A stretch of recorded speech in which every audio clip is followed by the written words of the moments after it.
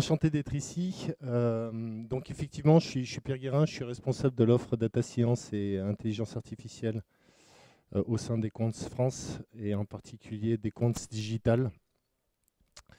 Et donc effectivement, nous allons parler de data, de données. Alors c'est un vaste sujet, hein. On peut attaquer la data sous plein d'angles différents. Je vais essayer de balayer quand même relativement large au départ. Et puis, je vais préciser sur une orientation plutôt intelligence artificielle, puisque, comme vous devez pour certains le savoir, l'intelligence artificielle se nourrit inévitablement de données. Et c'est une des thématiques de l'industrie 4.0 qui a le plus l'usage de la donnée, même si on le verra un petit peu plus tard. Il y a d'autres thématiques dans l'industrie 4.0 qui en font évidemment un usage important. Alors voilà, donc je vais vous juste dire quelques mots concernant Equant quand même.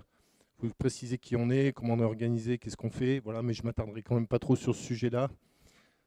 On balayera l'industrie 4.0 de façon assez élargie. On parlera de récupération et de concentration des données.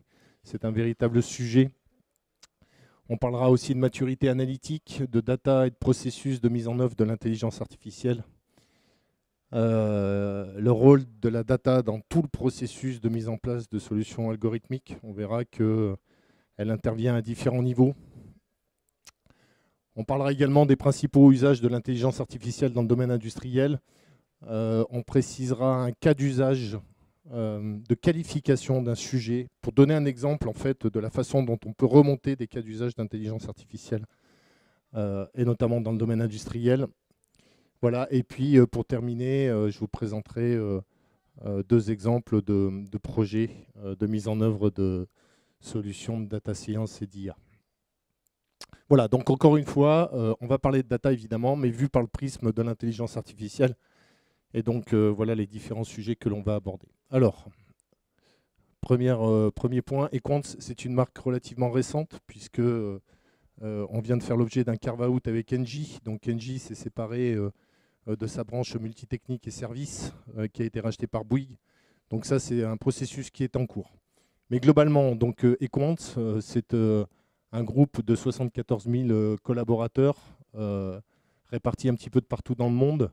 On fait 13 milliards d'euros de chiffre d'affaires avec des BU à la fois de spécialité et des BU de proximité. Donc on a un maillage territorial qui est relativement dense. Vous allez retrouver des structures et comptes un petit peu de partout répartis sur le territoire national, notamment dans différentes activités, bâtiments industriels, bâtiments bureaux privés et publics, villes et smart cities.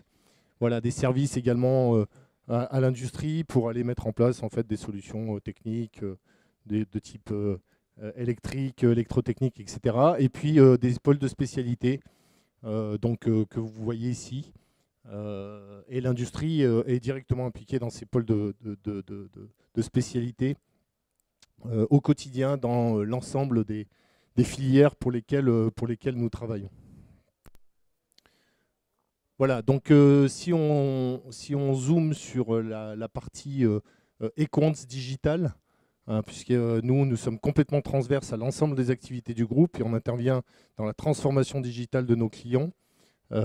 Ces 6000 collaborateurs et experts qui sont là aussi répartis un petit peu de partout dans le monde. C'est un chiffre d'affaires d'1 milliard d'euros et nous sommes présents dans 17 pays. Voilà, donc Equant Digital France, dont je fais partie, c'est 3000 collaborateurs et collaboratrices, voilà, experts en solutions digitales. C'est un chiffre d'affaires de 500 millions d'euros, une quarantaine d'agences de proximité, 7 entités de spécialité et 4 pôles nationaux. Voilà, alors les 8 domaines d'expertise clés d'Equant Digital, vous les voyez ici présents. Ça part des infrastructures de nos clients, hein, les infrastructures physiques, jusqu'à l'exploitation de technologies digitales relativement avancées, voilà, pour améliorer la performance évidemment de nos clients. Et parmi ces différents domaines d'expertise clés, donc vous pouvez voir en rouge interopérabilité, data governance, data management, data science. Voilà, ça c'est des activités clés dévolues au pôle intégration système et data. Voilà, qui est composé d'une centaine de personnes réparties à la fois sur le site de Grenoble, de Lyon et également de Paris. Voilà, c'est un centre de compétences évidemment également en data science. Nous mettons en œuvre des modèles algorithmiques pour le compte de nos clients, on y reviendra un petit peu plus tard. Ce qu'il faut comprendre, c'est que on développe des applications qui font tous usage de la donnée ou qui vont aider à la gouverner ou à la manager. Voilà, et on va le voir un petit peu plus tard.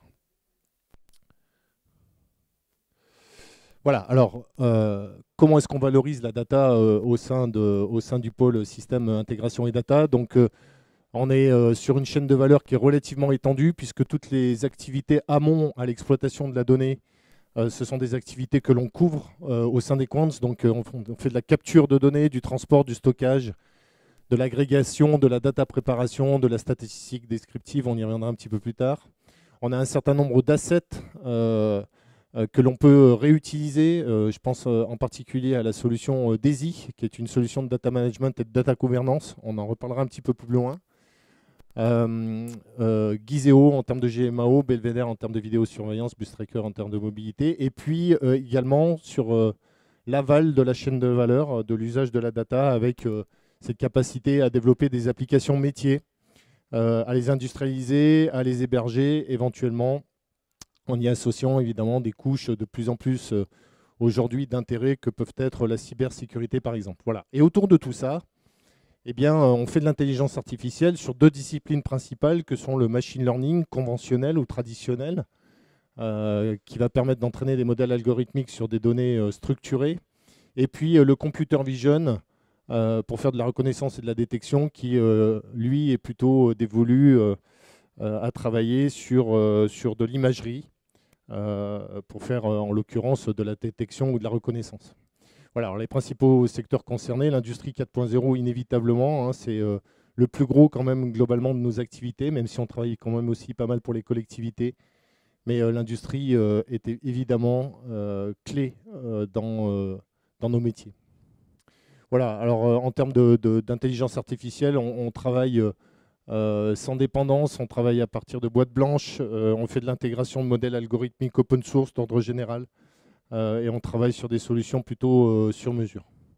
Voilà, et toutes les parties prenantes à cet ensemble de la chaîne de valeur data, ce sont généralement les experts métiers, on y reviendra, dont on a absolument besoin, les data engineers, les data scientists, et puis les développeurs informatiques inévitablement aussi.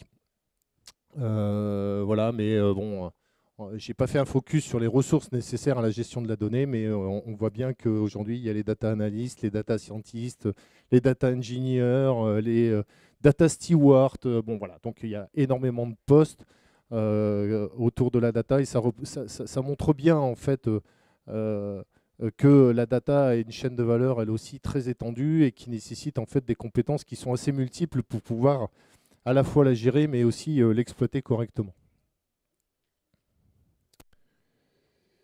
Alors, la data est évidemment omniprésente. On parle d'industrie 4.0. Alors, vous avez ici les grandes thématiques dans l'industrie 4.0. Hein. Il y en a certainement d'autres, mais globalement, elles sont ici. Et puis, on remarque que dans cet ensemble de l'industrie 4.0, eh ben, on a un certain nombre de données qui font partie de certains domaines. Donc, des données d'études, des données de conception, des données de CAO, des données de paramétrage, de configuration, des données de fabrication, gamme nomenclature par exemple, des données qualité, des données logistiques, financières, de process, de GMAO, d'analyse laboratoire, des données statistiques, des données parfois exogènes qui viennent d'autres sources, hein, qui ne sont pas forcément propres à l'industriel, mais qui viennent de l'extérieur, hétérogènes évidemment. Et puis, la liste n'est pas exhaustive, mais on se rend compte également qu'on a un certain nombre de données de différentes natures. On a des données qui sont structurées, des données non structurées, des données transactionnelles, des données temporelles, des données déterministes, des données probabilistes, des données parfois complexes. Un exemple, les données vectorielles. Voilà. Et donc, l'industrie 4.0 fait un usage très important de l'ensemble de ces données. Et un des objectifs, évidemment, c'est de pouvoir la gérer correctement, l'organiser, la structurer correctement pour pouvoir l'exploiter. Alors, j'ai mis ici un schéma d'architecture qui est assez cauchemardesque, euh, mais qui, au bout du compte, n'est pas si exceptionnel que ça. On la rencontre finalement assez régulièrement chez un certain nombre d'industriels, avec des systèmes d'information divers, variés, dévolus à certaines tâches, évidemment. Le RP, c'est une évidence, l'ordonnancement, les systèmes de MES, les systèmes de logistique, la GMAO, voilà, enfin, je pense que vous connaissez tous plus ou moins ça. Alors évidemment, chaque industriel a ses composantes, hein. Là, c'est un exemple. Et puis voilà, tout ça, c'est réconcilié à travers des ETL ou des data historians, et puis ça remonte au data lake, etc. Donc, c'est ce que j'ai coutume d'appeler un véritable plat de spaghettis. Vous tirez sur une ficelle, il y a tout qui vient derrière. Enfin bon, ça devient vite ingérable. Donc c'est un peu voilà. Et donc évidemment, ça c'est le résultat de l'évolution du SI dans le temps, avec des systèmes qui ne sont pas de même génération, qui n'ont pas les mêmes technologies, qui ne sont pas forcément capables de discuter ou d'échanger selon un certain nombre de standards. Et donc, quand on va travailler sur la data, eh ben, on a souvent besoin de données qui sont issues de ces différents systèmes. Et c'est là que ça commence à se compliquer. Alors, on est obligé de mettre en place des requêtes SQL dans les différents systèmes, d'essayer à la main, avec des tableurs ou avec d'autres outils, de réconcilier tout ça. Voilà, tout ça pour avoir, et on le verra un petit peu plus loin, plus tard, un snapshot de données voilà, sur lequel on va pouvoir travailler, pouvoir faire des études, etc. Mais bon, ça reste une image à un instant T. Entre-temps, d'autres données sont venues alimenter les bases.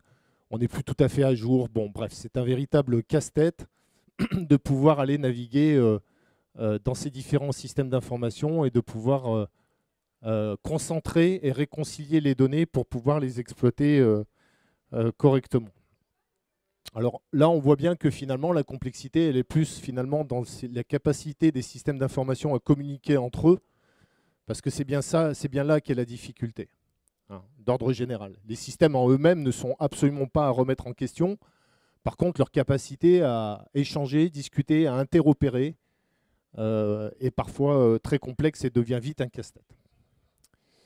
Alors, je vous ai donné un exemple de solution, alors évidemment proposée par Equants, mais c'est une solution de récupération et de concentration des données. Donc, c'est un hyperviseur, c'est une plateforme de type hyperviseur qui est complètement interopérable, qui est basée sur la gestion des données au service d'une exploitation métier, donc qui va permettre justement de ne pas du tout remettre en question les différentes composantes du système d'information, mais va permettre en fait de les rendre interopérables, de les interconnecter. Voilà, des applications directement internes à l'entreprise, mais également des solutions externes, hein. Ça va permettre de pouvoir faire de la collecte, du stockage et du traitement d'informations sur des données, comme on l'a vu précédemment, diverses et variées. Ça peut être des données structurées, mais des données non structurées comme de l'image vidéo, par exemple, ou de l'image 3D. Voilà, ça va permettre de développer des interfaces de pilotage de ces données qui soient accessibles, de pouvoir évidemment créer des tableaux de bord, des indicateurs de performance, bref, faire globalement de la business intelligence, on va dire, sur mesure.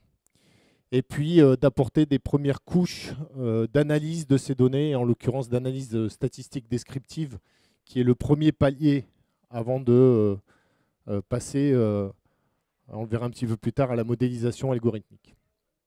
Voilà, donc là il y a un schéma, on voit l'orchestrateur, hein, donc c'est une solution de data gouvernance et de data management avec un orchestrateur pardon, autour de tout ça, qui a cette capacité à pouvoir interopérer avec l'ensemble des systèmes d'information et qui est justement basé sur un moteur d'API, hein, donc d'interface, pour justement rendre interopérables et communiquant les différents systèmes d'information sans remettre en cause intrinsèquement leur fonctionnement.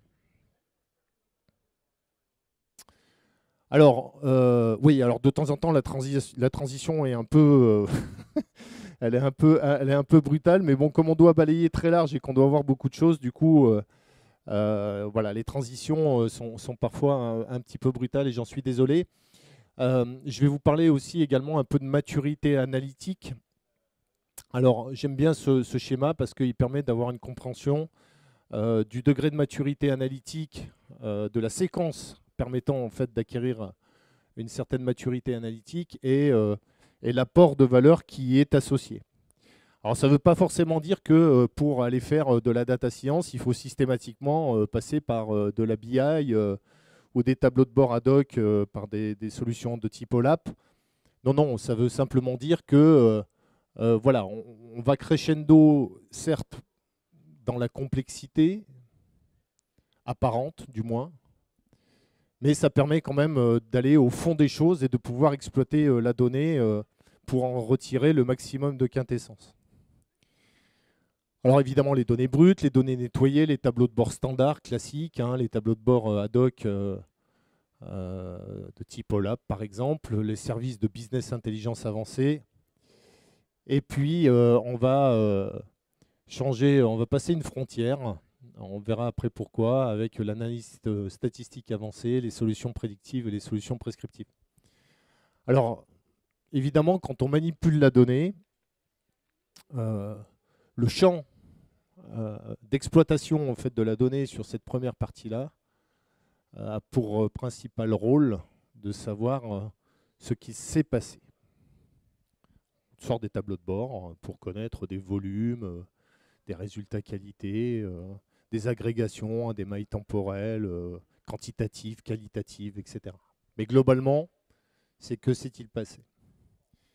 Et puis finalement, à la frontière, à cette frontière-là, on va retrouver la business intelligence avancée ou les premiers niveaux d'analyse statistique avancée. Et on va, à travers la donnée, commencer à comprendre pourquoi les choses se sont passées ainsi. Et puis, au bout de la chaîne, à l'heure actuelle, on va commencer et on va changer vraiment de paradigme, puisqu'on va commencer à se projeter dans le futur. Hein, c'est la boule de cristal, c'est Madame Irma, hein, c'est souvent ce que je dis. Que va-t-il arriver? Et on peut aller encore un petit peu plus loin en se disant, mais pourquoi cela va-t-il arriver? Et tout ça grâce à la data, évidemment. On y reviendra. Et puis le stade ultime à l'heure actuelle, dans le domaine en particulier de l'intelligence artificielle, c'est vraiment les modèles prescriptifs, les moteurs de recommandation ou de simulation par machine learning, qui vont vraiment agir directement sur l'intelligence décisionnelle pour apporter des réponses à qu'est-ce que je dois faire? Que dois-je faire? D'ordre général pour améliorer la situation, mais que dois-je faire? Voilà, donc je pense que c'est un tableau qui résume plutôt bien les différentes étapes d'analyse de données que l'on peut mettre en œuvre et que l'on peut avoir pour répondre à un certain nombre de questions. Et comme je le disais précédemment, on peut évidemment passer des données nettoyées à une analyse statistique avancée sans forcément faire de la business intelligence. Enfin, ce qu'il faut comprendre, c'est que globalement, plus l'étape précédente est mature, plus les prérequis nécessaires au passage à l'étape suivante sont facilités. Parce qu'on a eu des contraintes, des exigences, notamment de qualité de données, d'organisation de données, auxquelles il fallait répondre pour répondre à la fonction demandée. Et c'est un socle ou un prérequis à l'étape suivante. Donc ça facilite quand même globalement les choses lorsque on décide d'exploiter ces données et en y allant de façon progressive. Alors, je vais décrire le macro-processus. On rentrera un petit peu plus dans le détail un peu plus loin. Le macro-processus de mise en œuvre de solutions d'intelligence artificielle. Alors, je vais juste préciser quand même un point. On parle d'intégration de modèles algorithmiques, de briques open source accessibles. Hein, et on ne parle pas d'intégration d'un produit sur étagère d'intelligence artificielle déjà construit pour répondre à un certain nombre de problématiques. Donc on distingue bien les deux, c'est quand même très, très différencié, notamment dans la mise en œuvre hein, de ces solutions-là. Chez Equans, on fait les deux. Hein, on intègre des solutions et des produits d'intelligence artificielle, mais on développe aussi des solutions plutôt sur mesure, et d'ordre général, c'est plutôt ce macro-processus que l'on va développer pour mettre au point nos solutions. Donc pour mettre un point au modèle, il faut deux prérequis absolument fondamentaux. Il faut avoir un objectif extrêmement clair. Il faut vraiment que l'objectif soit très précis. Il ne s'agit pas de dire ouais, je cherche à optimiser mon réacteur de polymérisation. Bon, non, ça ne suffit pas, ça ne marche pas. Je cherche à prédire le niveau d'exothermie à la fin des batchs mes batchs de polymérisation. Ça, c'est précis, ça, c'est clair. Voilà, donc dire je veux optimiser, c'est pas suffisant. Et pour obtenir cet objectif clair, on y reviendra un peu plus tard, ben, évidemment, on peut y travailler ensemble, on peut se mettre autour de la table. Vous pouvez avoir un certain nombre d'idées, voilà, qu'il va falloir creuser vraiment pour aller au plus précis et préciser vraiment l'objectif qu'on se fixe. Et puis, alors voilà, deuxième prérequis et pas des moindres, il faut avoir des données. Voilà, et des données qui, de préférence, sont des données qui représentent l'objectif qu'on se fixe. On y reviendra un petit peu plus tard, c'est souvent ce que je dis. Si mon objectif, en fait, c'est de prédire le niveau des rivières, il va bien falloir que j'ai les données météo, parce que si je ne les ai pas, je vais avoir des manquants qui ont une influence absolument terrible sur le résultat. Et donc, ben, c'est la même chose dans l'industrie. Voilà. Si je dois prédire le niveau d'exothermie de mon réacteur, et ben, il va falloir certainement les données de pression, il va falloir certainement les données de température, les nuances de produits qui sont travaillés, etc. Donc je vais avoir besoin de toutes ces données-là. Donc des données qui représentent l'objectif.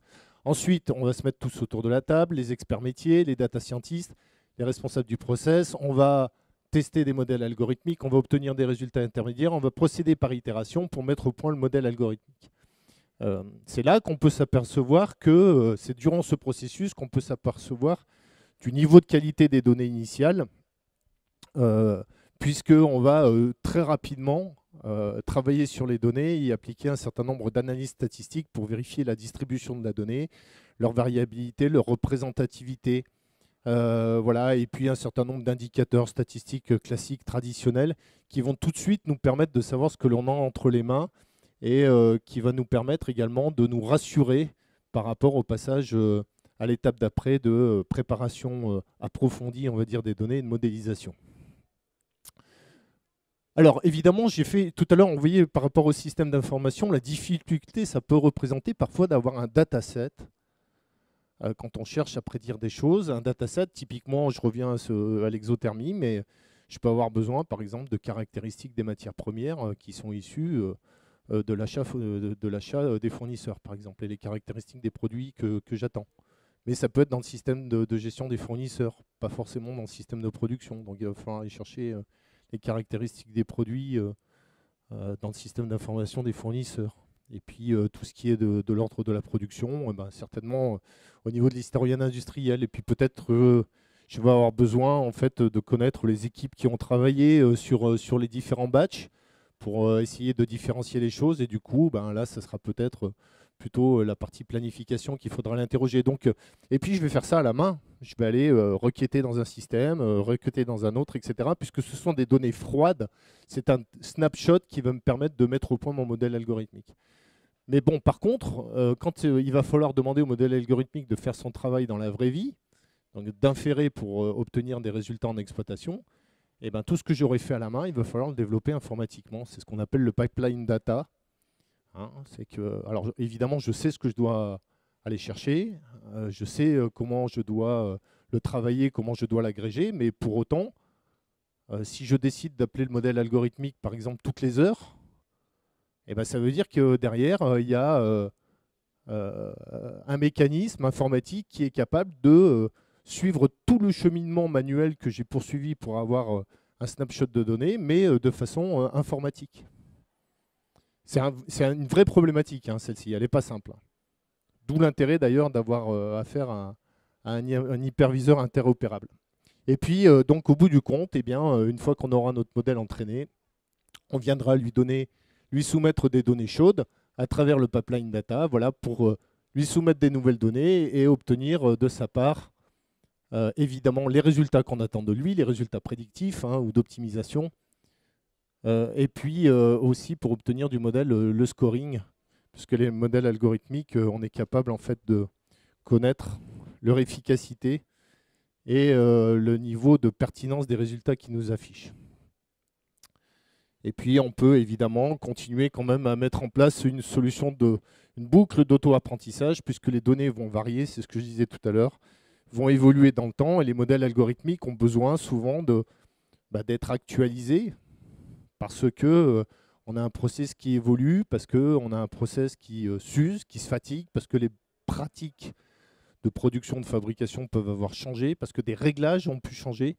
Et donc, pour que le modèle algorithmique fasse l'apprentissage finalement de cette nouvelle dynamique de données, on est obligé de mettre en œuvre des boucles d'auto-apprentissage. C'est particulièrement vrai dans l'industrie, parce qu'on a affaire à des systèmes qui, malgré tous les efforts de certains industriels, restent quand même globalement assez instables. Voilà, donc la data est au cœur de la mise en place des modèles algorithmiques. Alors là, on rentre un petit peu plus dans le détail. On a vu le macro-processus tout à l'heure, mais bon, on rentre dans le processus et notamment dans le cycle CRISP-DM, qui est composé de 6 étapes, comme c'est indiqué. Et on voit que durant toutes ces étapes, les données ont une implication, qui n'est pas toujours la même, mais ont une implication, et qui est extrêmement forte, évidemment, concernant l'intelligence artificielle. Alors, on l'a dit précédemment, il faut qualifier le cas d'usage, il faut avoir un objectif clair, et il va falloir donc identifier le domaine de données qui couvre cet objectif. Et puis, il va falloir récupérer les données manuellement, comme on l'a dit tout à l'heure, pour entraîner les modèles, mais à travers le pipeline data pour ensuite lui demander de faire son travail. Point qui est extrêmement important à mes yeux, c'est cette étape ici. Compréhension métier, compréhension des données. Ce qu'il faut bien comprendre, c'est qu'un data scientist ne peut pas travailler qu'avec un jeu de données sans avoir une compréhension de ce qu'elle représente dans la vraie vie.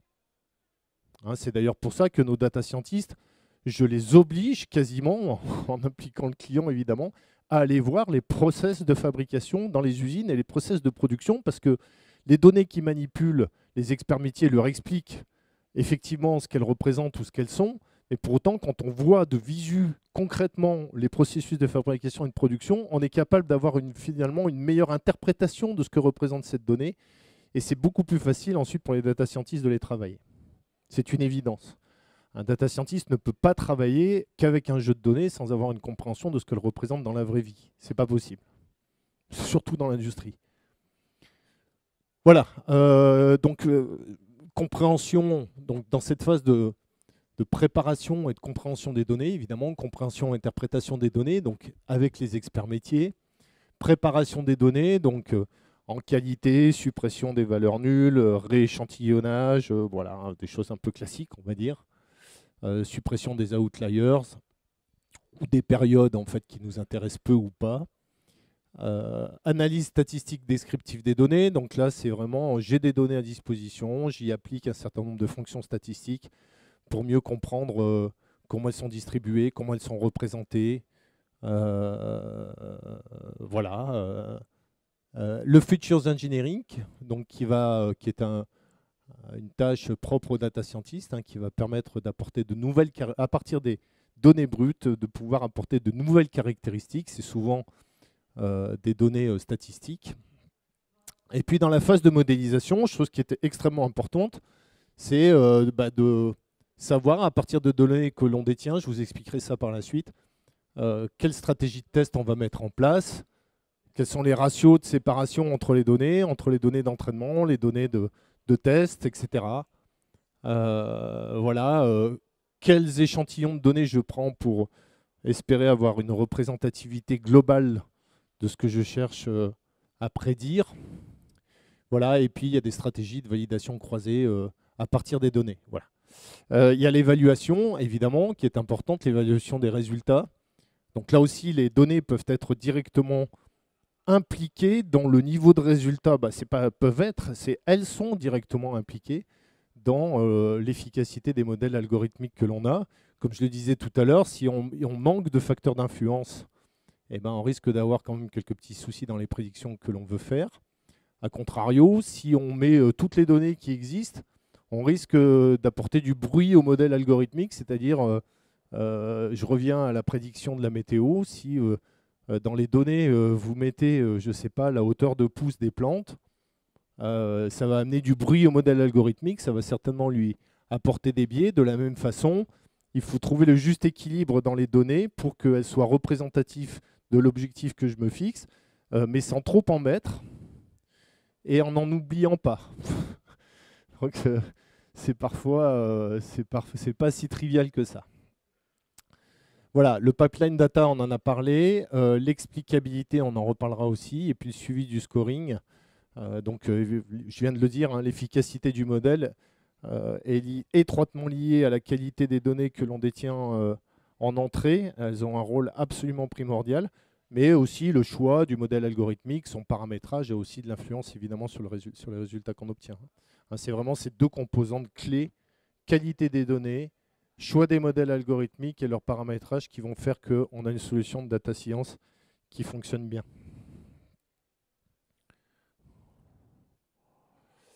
Oui, j'aime bien rappeler ça. Dans le domaine industriel, il ne faut pas oublier que les données, elles sont un miroir de réalité physique.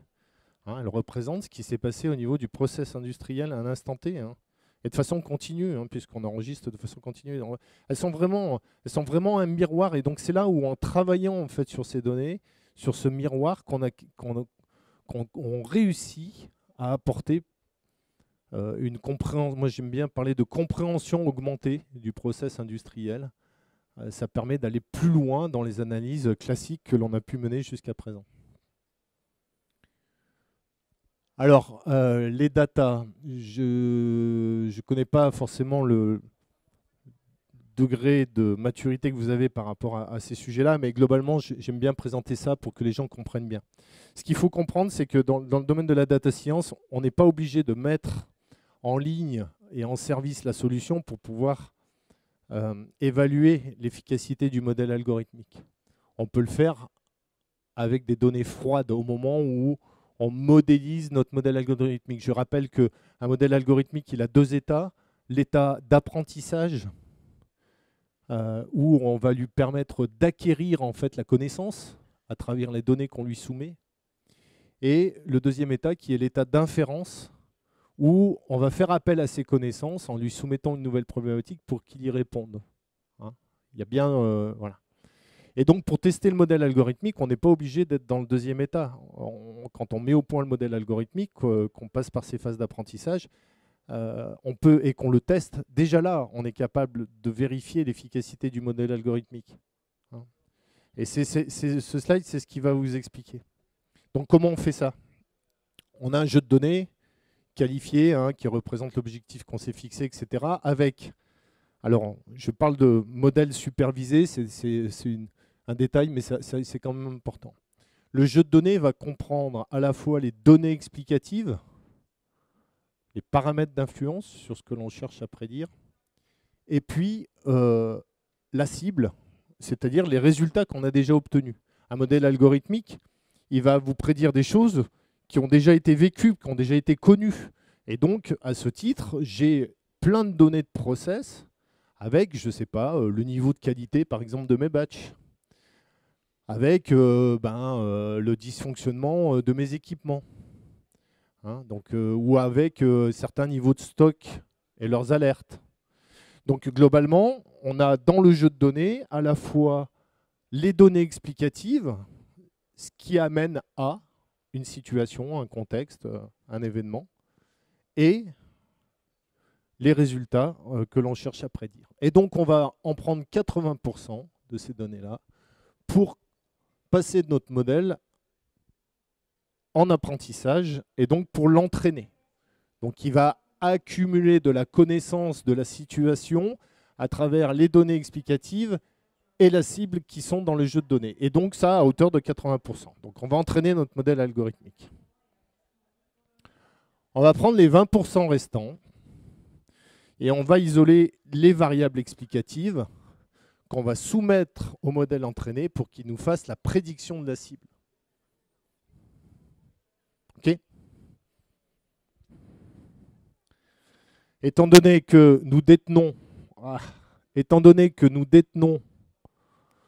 dans les 20% restants également la cible, on fait la comparaison de ce que le modèle nous a prédit avec les valeurs réelles que nous avions constatées, et c'est les évaluations des écarts qui vont nous permettre de déterminer la performance de notre modèle algorithmique. Donc, on est capable de valider et de vérifier avant de le mettre en production si le modèle algorithmique est efficace, pertinent et il apporte de bons résultats. Je rappelle juste que c'est globalement déterminé, 1, par la qualité des données qu'on lui soumet durant la phase d'apprentissage, et 2,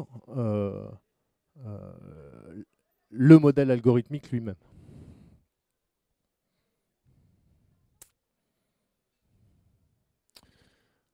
Alors, quels sont les principaux usages de l'IA dans l'industrie? Alors, la toute première, incontournable, c'est ce que je disais tout à l'heure, c'est la prédiction. Donc, c'est vraiment d'être en capacité de prédire. À plus ou moins long terme, hein, ça peut être une prédiction à quelques secondes, quelques minutes, à demi-heure, au jour, à la semaine, au mois même. On peut aller très loin, mais globalement, c'est quand même Madame Irma, c'est la boule de cristal et on va lui demander de nous faire des prédictions. Je détaille juste, on entend souvent parler de détection, de dérives, de détection de signaux faibles, etc. Je vais juste rappeler le principe quand même d'ordre général. C'est qu'on passe là aussi par la phase d'apprentissage, c'est-à-dire qu'on apprend au modèle finalement quel est le pattern de fonctionnement normal d'un moteur à travers son signal vibratoire, à travers son signal acoustique, etc. Donc on apprend au modèle finalement quel est le référentiel en fait du pattern de fonctionnement, et donc on va lui demander de le prédire dans la vraie vie. Donc il va nous prédire le coup d'après ou les coups d'après. Et donc il nous prédit les coups d'après et on vérifie ensuite dans la vraie mesure que l'on obtient l'écart qu'il y a entre ce que le modèle nous a prédit et la mesure que l'on détient. Si l'écart est trop important, là, on peut considérer qu'il y a potentiellement une anomalie. Hein, c'est les bases, on va dire, de la maintenance prédictive basée sur l'analyse du signal. Mono, une seule, ou multivariée, plusieurs variables. Donc, globalement, je reviens à ce slide. Donc, prédire une situation, un comportement, le niveau de qualité, une anomalie, des défaillances, une dérive du procédé. On entend beaucoup parler de maintenance prédictive. J'en discutais encore ce matin là, en faisant la route. Ce n'est ni plus ni moins la capacité d'un modèle algorithmique à prédire une situation, un contexte, un phénomène, un événement. Voilà. Alors, on le traduit sous forme de maintenance prédictive parce qu'on le dédie effectivement à l'activité de maintenance, mais intrinsèquement par rapport à l'activité de data science, ça n'a rien d'extraordinaire de faire de la maintenance prédictive. En tous les cas, pas plus que de prédire, je ne sais pas, l'assiduité en fait, de clients vis-à-vis d'un compte bancaire ou des choses de ce type-là. Ce n'est qu'un contexte ou une situation. Bref, explicabilité.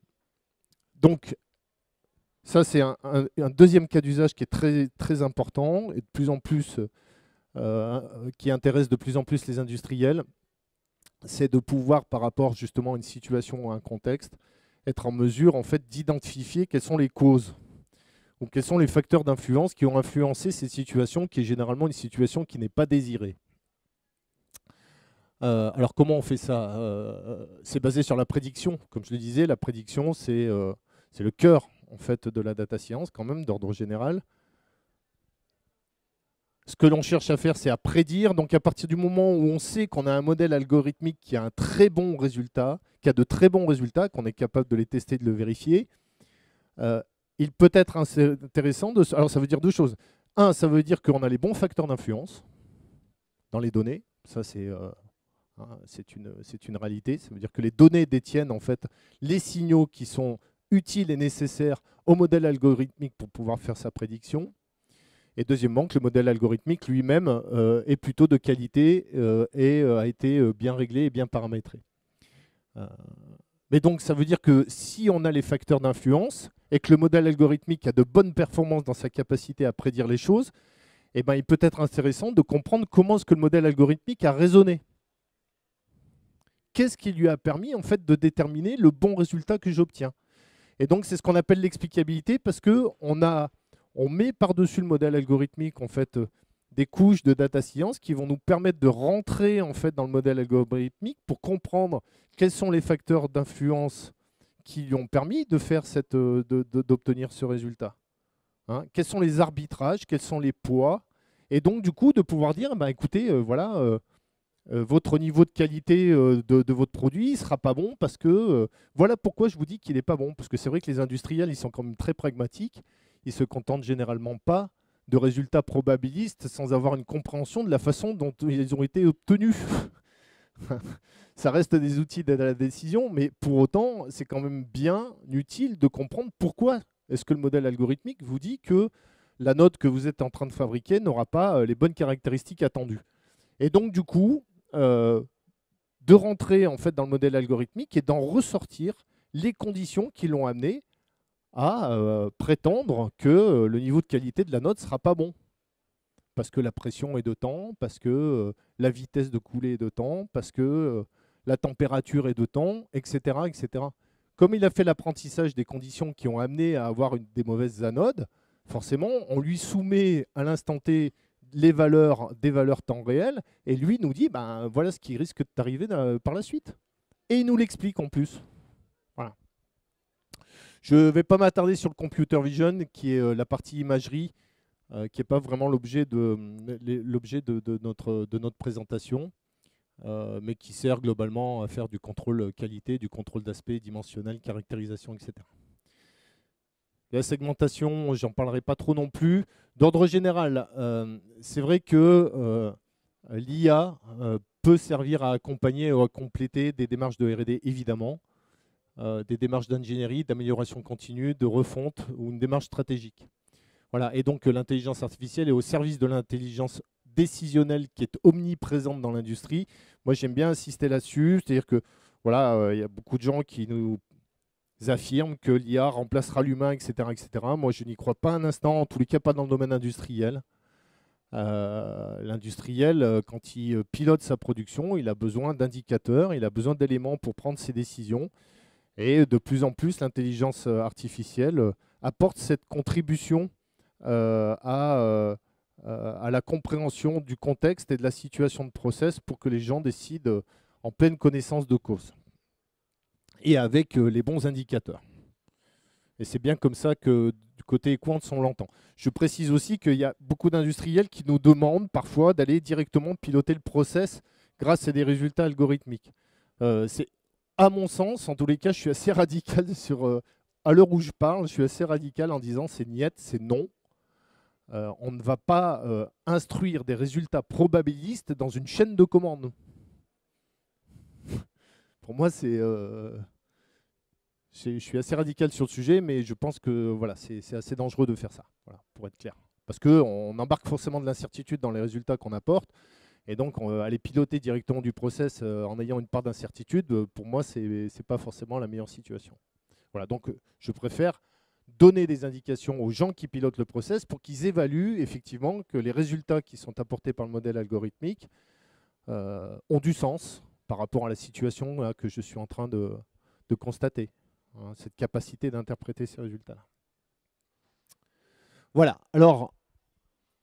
Beaucoup d'industriels nous disent ouais, on aimerait bien mettre de l'intelligence artificielle, on a entendu parler de ci, on a entendu parler de ça, ouais, mais on ne sait pas trop par quel bout le prendre, etc. Donc, moi, je voulais, à travers ce petit exemple, vous démontrer finalement la démarche et la perspective d'un cas d'usage qui potentiellement on peut identifier. Donc, on est sur une ligne de production, hein, voilà, avec différentes étapes de fabrication, et puis on a un historien industriel qui, à une fréquence relativement élevée, vient historiser toutes nos données, voilà, toutes les 10 secondes ou 15 secondes en fonction des variables, peu importe. Et puis on a, au cours du processus de fabrication, à l'étape 3, un phénomène plus ou moins aléatoire et récurrent de tâches en phase de formage. Voilà, des tâches qui se développent sur le produit, on ne sait pas trop pourquoi, on ne comprend pas bien. Voilà. Et pour autant, il y a quand même une relation qui est établie entre les résultats qualité donc caractérisation en fait, des caractéristiques du produit et l'apparition de ces tâches. Et ce phénomène d'apparition de tâches. Voilà, donc voilà, c'est ennuyeux, c'est embêtant, on ne sait pas trop d'où ça vient, on a du mal à maîtriser le sujet, donc typiquement, plutôt que d'attendre d'être en phase 3, sachant que évidemment on a engagé des ressources ici avant d'arriver là, hein, voilà, il a fallu préparer le mélange, voilà, etc. Il a fallu passer tout ça au four, donc tout ça c'est des moyens, c'est de l'argent, hein, qui a été engagé pour, au bout du compte, à l'étape 3, dire ah bah non, finalement, mon produit n'est pas bon, je vais devoir le jeter. Bon, voilà. Donc, le ROI est évalué sur la base d'une réduction de la fréquence d'apparition du phénomène, puisque quand il apparaît, c'est des pertes nettes. On jette le produit. Voilà, donc l'idée, c'est de dire, ben, finalement, est-ce que si j'indiquais dès la première étape et à la deuxième étape, et pourquoi pas durant la troisième étape, les probabilités pour que des tâches apparaissent, ça pourrait être intéressant. Parce que si le modèle algorithmique, dès la première étape, me dit qu'il y a 80% de probabilité pour qu'à l'étape 3, votre produit ait des tâches, alors encore une fois, on reste un outil d'aide à la décision. Ce sera à l'expert métier d'apprécier ce que le modèle algorithmique lui dit. Mais s'il dit vrai, ça peut tout de suite rapporter gros. Pareil pour l'étape 2, évidemment, et pareil à l'étape 3. À partir du moment où on anticipe, de toute façon, on minimise les pertes futures, donc on est gagnant. Et puis, deuxième point, c'est que comme on cherche à comprendre d'où viennent ces tâches, et ben, tant qu'à faire, si je suis capable de bien prédire l'apparition de ce phénomène, j'aimerais bien que le modèle algorithmique me l'explique. Voilà, donc c'est un exemple. D'ordre général, moi j'aime bien demander aux industriels s'ils ont une épine dans le pied dans la production ou en fabrication. Hein, s'ils ont une épine dans le pied, ça peut peut-être valoir le coup. Si on a les données de process qui sont associées, qui ont de l'influence sur ce phénomène, ça peut être intéressant. Alors voilà, qu'est-ce qu'on va faire? On va dérouler le modèle classique hein, que je vous ai précisé tout à l'heure. Par contre, on a les données historiques issues du données Historian. Donc, on a les caractéristiques de fabrication. On sait quels sont les grades, quelles sont les recettes qui ont été appliquées. On a les consignes process. On a les données, donc les mesures, capteurs, les réglages, pourquoi pas. On a les données matières, fournisseurs, caractéristiques des matières premières. On a des résultats laboratoires intermédiaires. On vient prendre des échantillons du produit, on les envoie au laboratoire en fait, pour savoir si on est dans le vrai ou pas en cours de fabrication. C'est toujours intéressant d'avoir les données labo. Et puis, au bout du compte, on a la cible.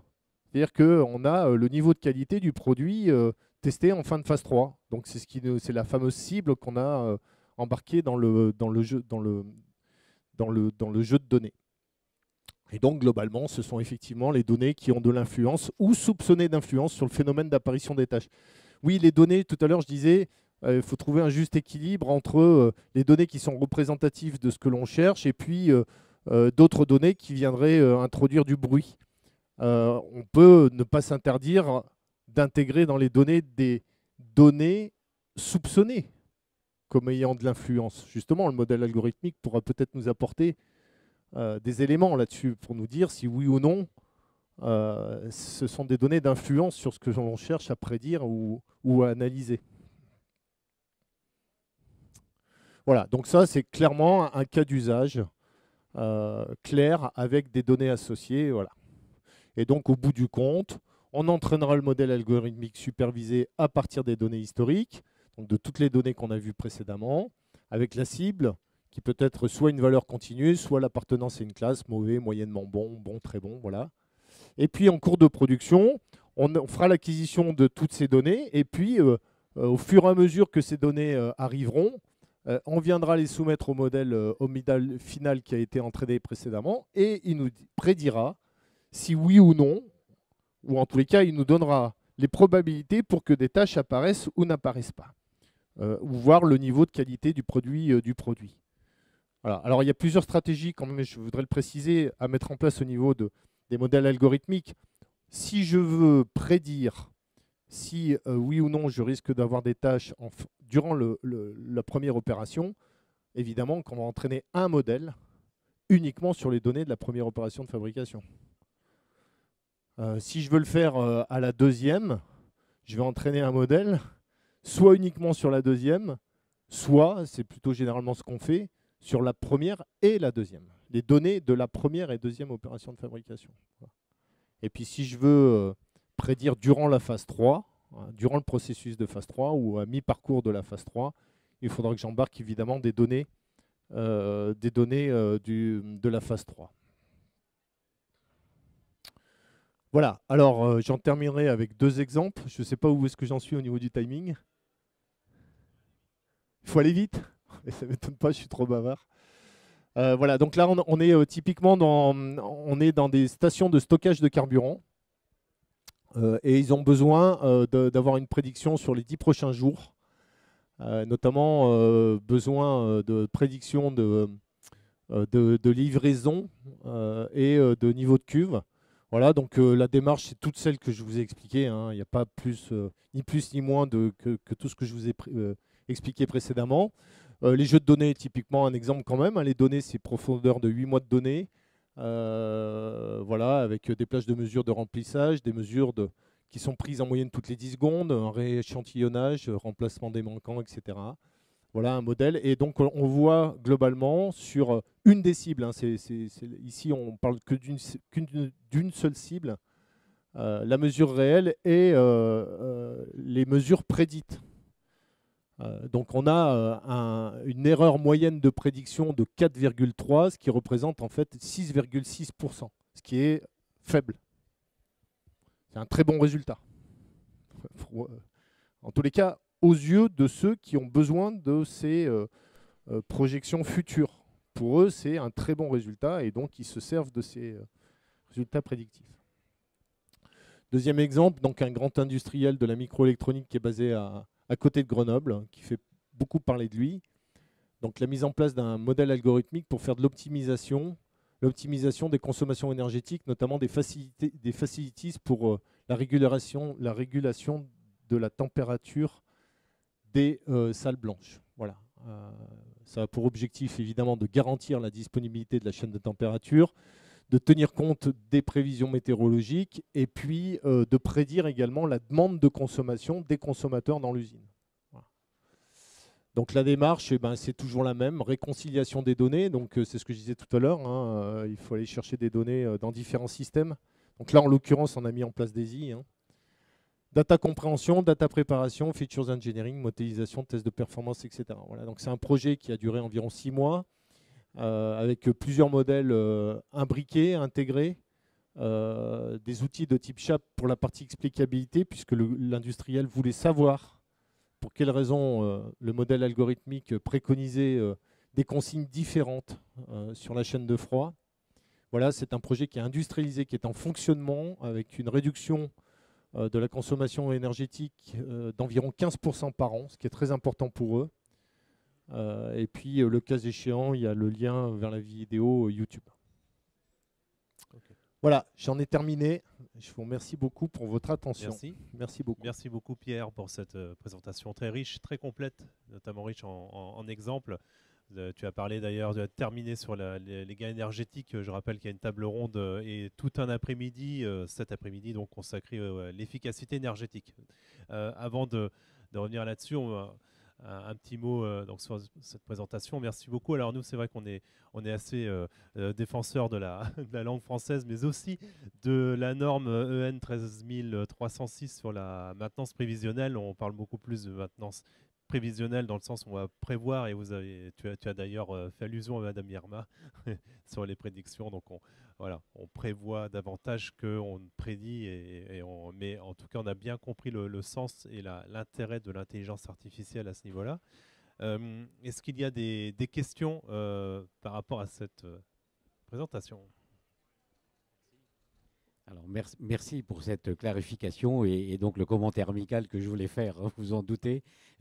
En plus, vous-même, hein, vous êtes un peu paradoxal puisque vous parlez de Madame Irma, puis vous dites prévision météo, puis après les données, prédiction des données. Donc voilà, qu'on soit d'accord, ce sont des prévisions. La prédiction, c'est Madame Irma. La prévision, c'est le décisionnaire. On est d'accord. Moi, j'ai bien apprécié parce que vous avez clarifié, vous avez dit plusieurs choses qu'il est important de souligner. Ce sont des systèmes d'aide au diagnostic et non pas de diagnostic. Et ça, il y a beaucoup de gens qui ne le comprennent pas, qu'en fait, ce sont des systèmes d'aide au diagnostic et il faut une connaissance métier. Alors pourquoi je dis ça? Parce qu'on voit un peu dans le salon des machines à miracle, c'est-à-dire qu'une petite boîte que vous posez sur une machine, elle va tout apprendre. Je dis oui, mais la maintenance non normalisée, excusez-moi, percussive, que tout le monde sait quand on est expert, il y a un endroit, il faut donner le petit coup et ça repart. Là, ça, votre boîte, elle ne le fera pas. Donc il faut rester prudent. Autre élément important, et là j'aimerais que vous clarifiez un petit peu, parce que le problème qui se pose avec ces systèmes, c'est le patrimoine des connaissances. C'est-à-dire qu'à un moment, plus personne ne saura faire. Comment faire pour récupérer, justement, là, vous avez prévu cette donnée-là, comment faire pour récupérer et garder ce patrimoine de connaissances? Parce qu'à un moment, je pense qu'il va y avoir des experts qui vont vous aider à mettre en place ce système, puisqu'ils sont là depuis un moment, ils n'ont pas forcément besoin de ce système. Donc la première question, c'est ça. En pratique, comment se passe cette extraction de connaissances et comment peut-on la capitaliser? La deuxième question, c'est comment est-ce que vous gérez les fausses alertes? Parce que ça aussi, c'est une plaie. Si on n'a pas expliqué au début qu'il va y avoir des fausses alertes et qu'on va mesurer l'écart par rapport à ce qui est prévu, ça peut très vite, on peut très vite arriver à des conclusions en disant de toute façon, ça ne marche pas ce système. Et donc, comment est-ce que vous gérez les fausses alertes? Voilà. Merci pour ces questions et en phase avec vous hein, sur la clarification. Hein. On est bien d'accord. J'entends bien. Alors, extraction des connaissances. Oui, alors vous avez raison. Alors, il y a plusieurs niveaux en fait dans la gestion de cette connaissance, inévitablement. De toute façon, déjà, il faut déjà avoir une bonne connaissance de ces systèmes d'information. Ça me paraît absolument indispensable. Enfin, toute la chaîne de mesure, de capture, de transport, il faut la connaître, il faut savoir quels en sont les biais éventuellement, etc. Donc, la fiabilité de la donnée, quand bien même on la capture, on la transporte et on la stocke, il faut quand même globalement avoir ce niveau de connaissance. C'est pour ça que, d'ailleurs, j'aime bien, souvent je dis, on a besoin de l'expertise métier et de l'expertise du data scientist, mais ça n'exclut inévitablement pas l'expertise process et l'expertise IT. Voilà. On a bien besoin aussi de ces compétences-là. Et souvent, d'ailleurs, de la compétence process, parce que c'est eux qui savent, en fait, qui connaissent le cheminement que poursuit la donnée, sa transformation tout au long de son transport, etc.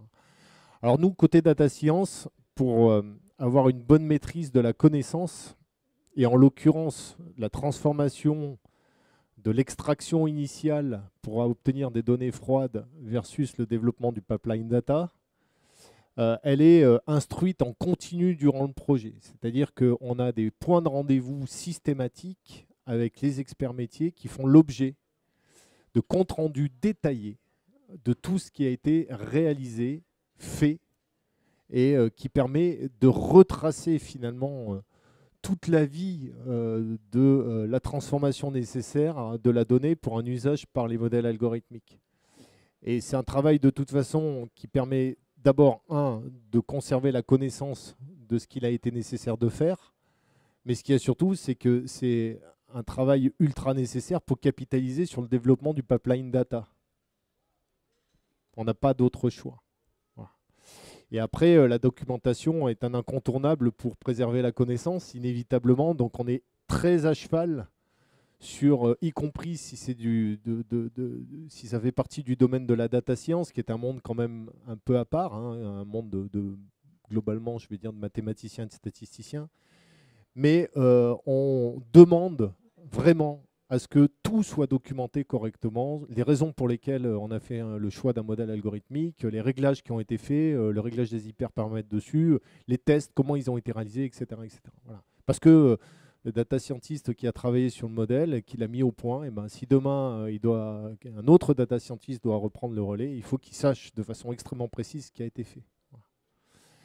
Et autre point important, c'est que toute la chaîne de valeur, et on le voit bien de la mise en place d'une solution de data science, réclame des compétences diverses et variées, hein, en amont et en aval, et qu'il est nécessaire en fait d'avoir une connaissance sur l'ensemble de la chaîne de valeur qui a permis de mettre en place une solution de data science. Voilà. Si on exclut l'expert process dans les nécessités d'agrégation au niveau des contrôles commandes, des supervisions qu'il est nécessaire de mettre en place pour acquérir une donnée fiable au niveau du process, inévitablement, si on n'a pas cette information-là, si demain il faut reproduire le même projet, on va avoir des difficultés, on va avoir des problèmes. Ou si on a besoin de rajouter une donnée process qui passe par ce cheminement de la supervision, si on n'a pas la connaissance de ce qui a été fait, on risque de ramer et d'y passer énormément de temps.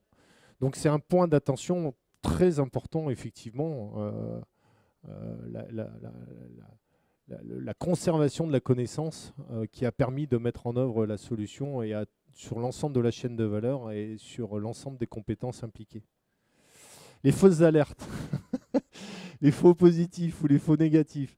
Donc ça fait inévitablement partie du niveau d'efficacité des modèles, puisque si on est sur des modèles de classification qui doivent dire si c'est bon ou mauvais ou moyennement bon, moyennement mauvais, voilà, forcément, à certains moments, le modèle risque de nous dire que le produit est bon alors que finalement, il était mauvais. Bon.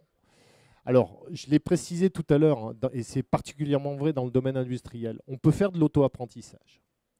Et donc, il est nécessaire dans l'industrie de mettre une boucle d'auto-apprentissage. C'est-à-dire que, on l'a vu précédemment, on fait un choix de modèle, on l'entraîne, on le met au point pour vérifier son efficacité. Okay. Cette phase d'entraînement du modèle, on peut la mettre en ligne. Hein, j'ai des données, c'est un snapshot. J'ai pris des données froides, je fais un snapshot, j'entraîne mon modèle. Mais ces données froides, est-ce qu'elles sont toujours représentatives du fonctionnement de mon process? J'en suis pas toujours sûr. Et si on a des process qui sont relativement instables dans leur dynamique, il va falloir que le modèle s'adapte à la dérive du fonctionnement du process. Et donc, on va mettre en place une chaîne, une boucle d'auto-apprentissage pour réentraîner le modèle régulièrement. Alors, ça peut être toutes les nuits, ça peut être toutes les semaines, ça peut être une fois tous les 3 mois. Ça va dépendre du degré de variabilité induit dans les variables par la dérive du process. Et donc, on met en place cette boucle d'auto-apprentissage. Autre point, c'est qu'on a affaire à des modèles supervisés.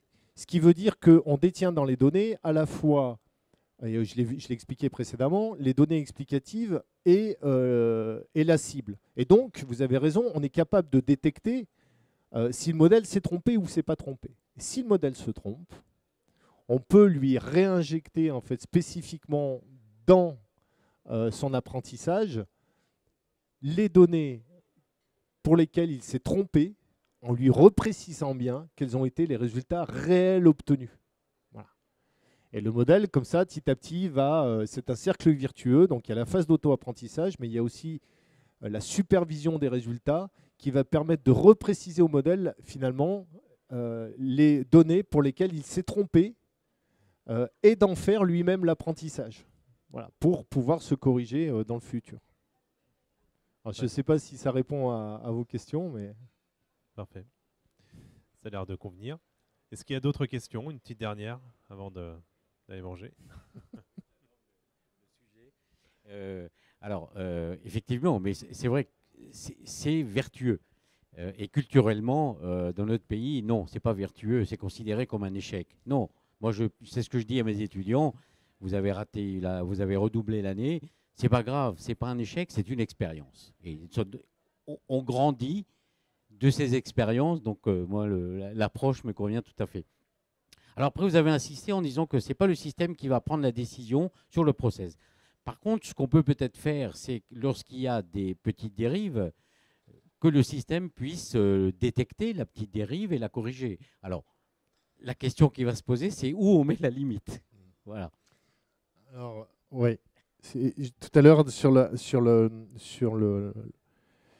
la matrice de maturité analytique, on a vu en dernière étape les modèles prescriptifs. C'est-à-dire que le modèle est capable de dire « que dois-je faire ?» Et en l'occurrence, je constate une dérive, donc qu'est-ce que je devrais faire? Alors, soit on l'induit dans la chaîne de réglage, mais moi je suis, vous l'avez compris, pas très chaud à cette idée-là. Soit on va venir indiquer aux opérateurs ce qui serait préférable de faire, ou sur quel levier ils doivent agir pour revenir à la normale. J'ai un exemple concret, vous avez des qualités d'anode qui sont vérifier toutes les 30 minutes, on a affaire à un process continu, on indique aux opérateurs si l'anode, les prochaines anodes dans les 30 minutes, prochaines minutes seront bonnes ou mauvaises. Bon. Non seulement on lui indique, mais on lui apporte l'explicabilité, donc ça je l'ai expliqué précédemment, on lui dit pourquoi le modèle algorithmique lui prédit que les anodes vont être mauvaises. Mais on va encore au-delà, c'est-à-dire qu'on fait du prescriptif, c'est-à-dire qu'on entraîne le modèle à avoir une compréhension des leviers d'action possibles au niveau des utilisateurs, au niveau des personnes en fabrication et en production, des leviers physiques sur lesquels ils peuvent agir pour avoir de l'influence sur ce que l'on cherche à déterminer. Et du coup, on passe par un modèle d'apprentissage, là aussi, sur ces leviers spécifiques et leur interaction sur le résultat, pour être en mesure, en fait, lors de la production et de la fabrication, de dire 1, vous allez avoir une anode qui sera mauvaise. 2, je vous explique pour 3. Mais 3, je vous donne, d'après moi, d'après le modèle algorithmique, les leviers sur lesquels il faudrait agir pour revenir à la normale. Voilà. Mais par contre, ça reste un outil d'aide à la décision. Et c'est confirmé, on en a discuté avec les opérateurs. Les gens sont très contents, parce qu'ils ont une meilleure maîtrise de ce qui se passe. Ils comprennent mieux ce qui se passe, mais ça reste dans leurs mains. C'est à eux de décider ce qu'ils font de ces indicateurs, si effectivement ils semblent pertinents au regard de la situation et le contexte dans lequel ils se trouvent, et si ça leur semble pertinent, d'agir tel que le modèle en fait leur préconise d'agir.